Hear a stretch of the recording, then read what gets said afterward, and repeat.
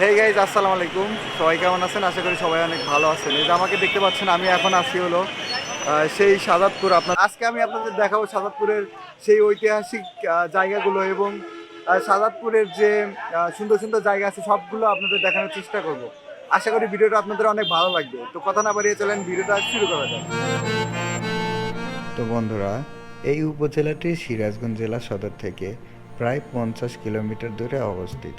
এর উত্তরে উল্লাপাড়া উপজেলা ও বেলকুচি উপজেলা, দক্ষিণে রয়েছে পাবনা জেলার বেড়া উপজেলা, পূর্বে চৌহালি উপজেলা, পশ্চিমে পাবনা জেলার ফরিদপুর উপজেলা। সাজাদপুর উপজেলা সদরে পশ্চিমে পঞ্চগড় নগরবাড়ি বিশ্ব রোড এবং পূর্বে প্রবাহিত হচ্ছে করতোয়া নদী। এর পূর্বে ও প্রান্তে রয়েছে বাংলাদেশের যমুনা নদী। অবশ্য যমুনার ওপারেও এই উপজেলাটির কিছু অংশ বিস্তৃত। এই উপজেলাটির আয়তন 325 বর্গ কিলোমিটার। তো বন্ধুরা, দেখতে পাচ্ছেন আমি এখন আছি হলো রবীন্দ্র কাছারি বাড়ির সামনে। রবীন্দ্র কাছারি বাড়ি সিরাজগঞ্জ জেলার সাজাদপুর উপজেলায় অবস্থিত। রবীন্দ্রনাথ ঠাকুরের পৈতৃক জমিদার বাড়ি ছিল এটি। 1842 সালে রবীন্দ্রনাথ ঠাকুরের দাদা প্রিন্স দ্বারকানাথ ঠাকুর ইংরেজদের কাছ থেকে প্রথম এই বাড়িটি কিনেছিলেন। এটি একটি দোতলা ভবন।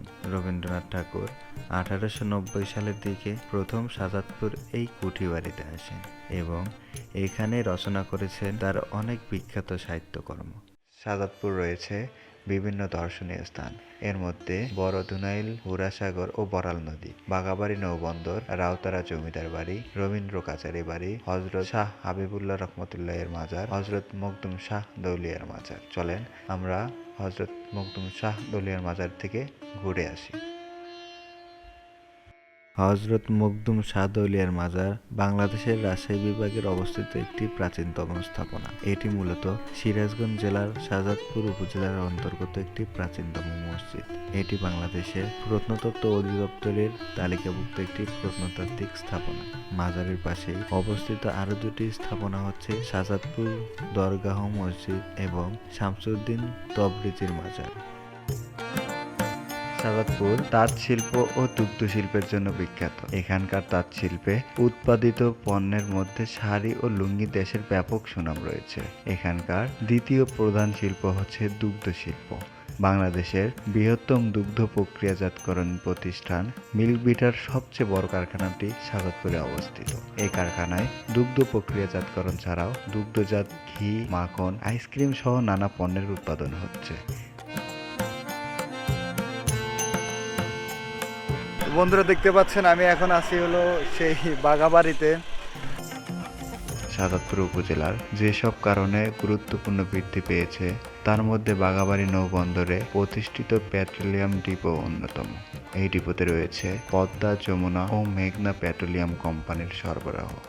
উত্তরবঙ্গের তেলের প্রায় সমস্তটাই এখান থেকে সরবরাহ করা হয়। মোটের ওপর শিল্প কারখানার দিক থেকেও উপজেলা হিসেবে সাজাদপুর বেশ অগ্রবর্তী।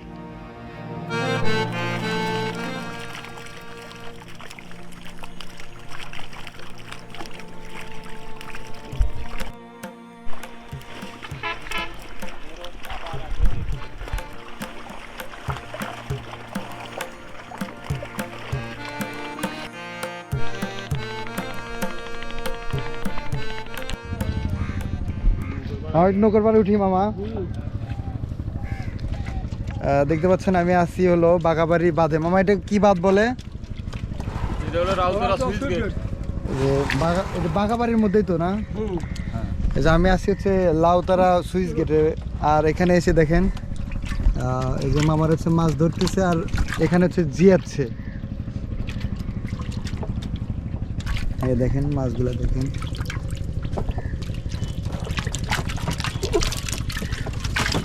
দাম এবার সাইজে দাম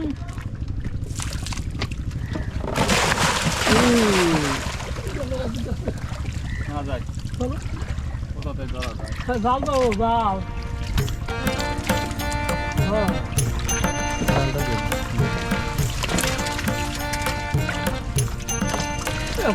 এত যে মুদে ঢুকো দেওয়া লাগবে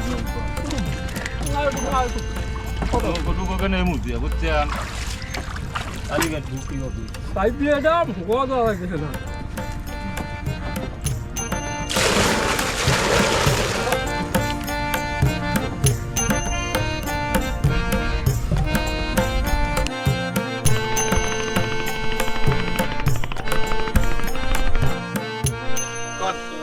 হ্যাঁ এদের 500 টাকা 600 600 টাকা 700 700 টাকা 700 700 টাকা 750 50 টাকা 50 50 50 টাকা নাই নাই কেউ নাই 750 টাকা নাই নাই কেউ 10 টাকা 60 60 টাকা 760 60 টাকা 60 760 টাকা নাই নাই কেউ নাই 760 60 টাকা নাই 60 টাকা নাই নাই কেউ 70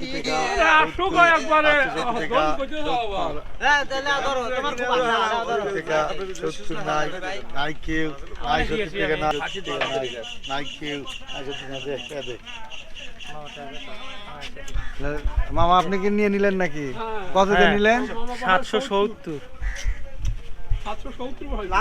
দেখেন আপনাদের নিয়ে এসে মানে নতুন একটা জিনিস দেখাইলাম যে এখানে মাছ মারার পরে টাটকা মাছ কিভাবে মানে বিক্রি করা হয় তো আশা করি আপনাদের ভালো লাগছে জিনিসটা তো আপনারা জানেন যে আমি একজন প্রকৃতি প্রেমী মানুষ তো সাজাদপুরে আসার পর সাজাদপুরের অনেক কিছু আপনাদের দেখাইলাম আমরা শেষে আসলে প্রকৃতিটা আপনাদের দেখানোর চেষ্টা করতেছি আসলে অনেক কিছু দেখাইলাম এর মাঝে যদি প্রকৃতিটা যদি না দেখাই তাহলে আমার মনের যে একটা শখ সেটা পূরণ হবে না আসলে জায়গাটা যে এত সুন্দর কেউ যদি আসে এখানে তার মন যদি খারাপ থাকে অবশ্যই মনটা ভালো হয়ে যাবে কারণ এখানকার যে পরিবেশ সেটা দেখলেই মানে মনটা ভরে যায় তো এখানে অনেক কিছুই আপনাদের দেখাইলাম এখানে প্রাকৃতিক সৌন্দর্য আপনারা তো দেখতেই পারলেন আর যদি ভিডিওটা যদি ভালো লেগে থাকে অবশ্যই ভিডিওতে লাইক করবেন কমেন্ট করবেন আর শেয়ার করতে অবশ্যই ভুলবেন না তো সবাই ভালো থাকবেন সুস্থ থাকবেন